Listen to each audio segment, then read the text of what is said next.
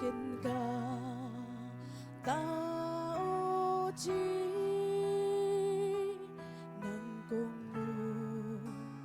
bi đến chi lâu đâu na hồng lum sa vui đầm kia hồng bay đi từ chính ta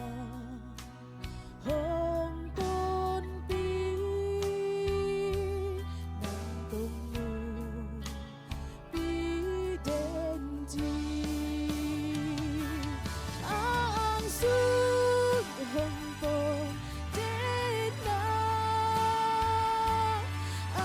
hân nói hồng đến đi xin lời từ hạt sát vui đã tê rồi hạt khi khao hồng gió bị lại đi hồng tại sân ngày lên đi ngang hồng xa ngày lên đi ngang xin là đi hoàn trước bi xin ngang ngon là nộp hà đồng ớt bi đình chi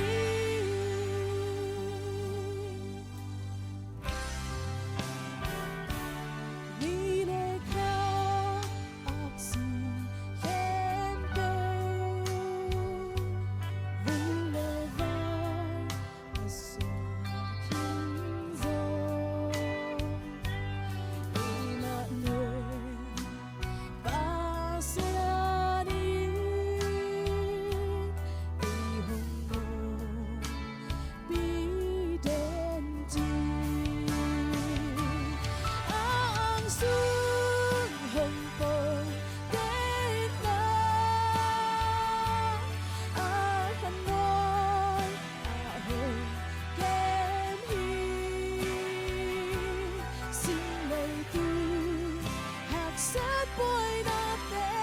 rồi hạt khi khao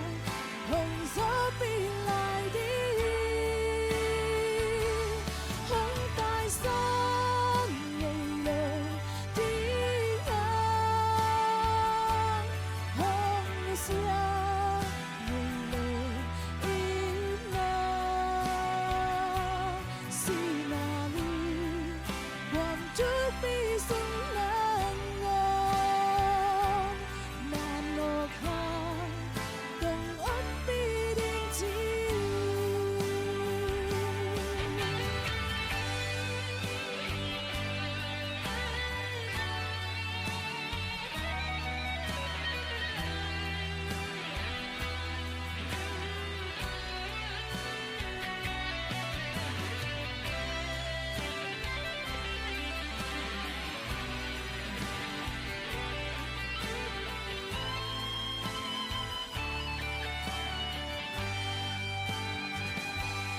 ang sức hồng bông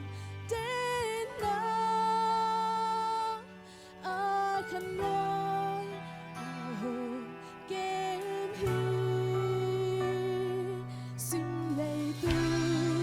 hạt sát vui đã tê rồi hạt hiệt khao hồng gió bị lại đi hồng tại sao ngày nào đi ngang hồng xa ngày nào in ngang xin là đi hoàn trước bi xin ngang ngon mà nộp hà đồng ớt bi đình chi